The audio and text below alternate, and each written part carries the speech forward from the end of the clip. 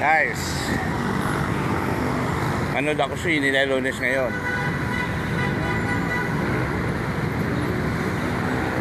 Yan.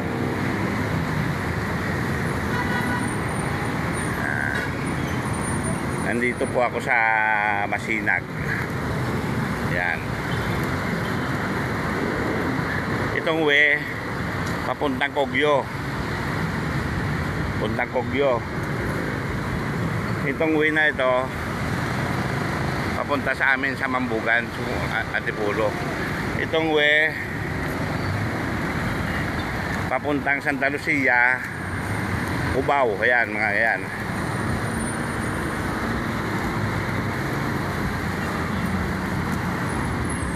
Yan. Dahil si Lolo Kidlat manonood ng sine ngayon dahil Lunes. Wala, yun lang naman ang libangan ng Lolo eh. Huwag na kayo kumuntra. Libre naman eh. Yan. Yan. Dahil nilakad ko lang, malapit lang sa amin ang SM, nilakad ko lang. Para naman, ito naman Marikina. Marikina po. Ito Pakubao. Pakubao po yan. Yung dito,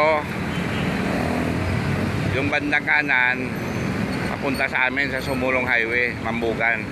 Ito naman, Kogyo. Yan.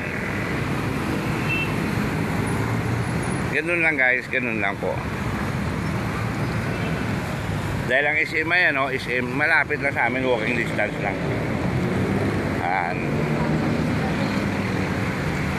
Bababa na, yan ang SM mo. Kaya ako nilakad, makaunat-unat na naman ang paa ni Lolo Kidlat. Makaunat-unat po. Total, dahil maaga pa naman eh. Maaga pa. Alas 8 lang. Alas ang pika? Alas 10. Tapos, papasukin ka alas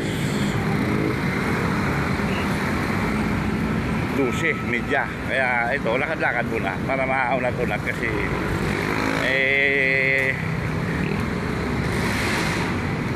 kailangan din ng katawan. Ayan ito yung papuntang way ng Cubao. Ito ang SM. Siguro sa nilalakad ko ngayon, mga 100 meter na lang ang SM. Yan guys. Okay. Yan.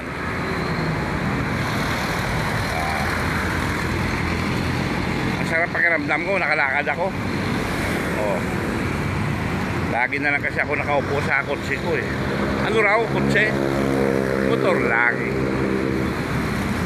Ang dali nyo naman labasan, kotse, motor lang. Okay. Yan.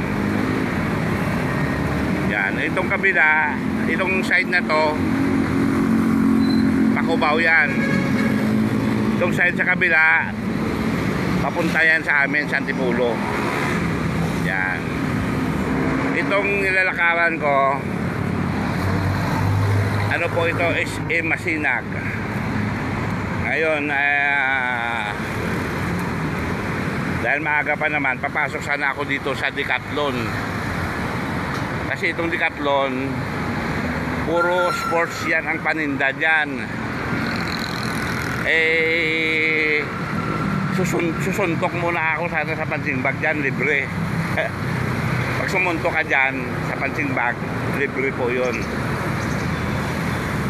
Okay guys, sarado pa. Dito na ako muna mag-ikot-ikot sa SM kahit sarado pa din. 10-4.